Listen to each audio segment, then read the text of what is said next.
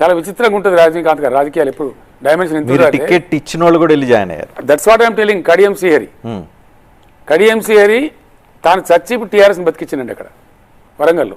మాకు లాభం జరిగింది, బ్రహ్మాండమైన లాభం జరిగింది. మీరు చూస్తారు రేపు వరంగల్ రిజల్ట్ బ్రహ్మాండమైన మేయర్. ఎందుకు కడియం శ్రీహరి వదిలేసి వెళ్ళిపోయారు? టికెట్ ఇచ్చిన ఆయన కుమార్తెకి టికెట్ ఇచ్చినా కూడా వదిలేసి వెళ్ళిపోయారు. కడియం శ్రీహరి అనే వ్యక్తి ఓడిపోయి ఇంటికాడు ఉంటే నేను పిలిచి ఆయన పార్లమెంట్ మెంబర్ గెలిపించి మళ్ళీ ఇక్కడ అవసరం ఏర్పడ్డది, ఆయన కొంచెం సీనియర్ పనిచేస్తాడని చెప్పి అది రాజీనామా చేపించి మళ్ళీ బై ఎలక్షన్ గెలిచి ఎమ్మెల్సీ చేసి ఇక్కడ ఉప ముఖ్యమంత్రి చేసినామండి.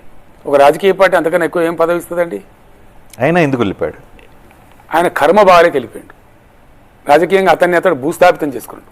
ఎందుకు అంత టుమారో అంత భూస్థాపితం చేసుకునే నిర్ణయాన్ని ఎందుకు తీసుకుంటాడు అతను? ఈ క్వశ్చన్ మీ టీవీ9 వరంగల్ విలేకరుతో కడియం శ్రీహరిని అడిగిపోయండి. అడిగించాం. కడియం శ్రీహరి ఎక్కడికో వచ్చారు, ఒక ఫైటర్స్ ప్రోగ్రాంలో పార్టిసిపేషన్. ఆయన అడిగితే ఇదే ప్రశ్న అడిగితే నేను స్వేచ్ఛ కోసం వెళ్ళాను, అక్కడ ప్రజాస్వామ్యం లేదు, మాట్లాడే అవకాశం లేదు. పార్టీకి వెళ్ళిపోయిన ప్రతి ఒక్కరు అదే అంటాడండి.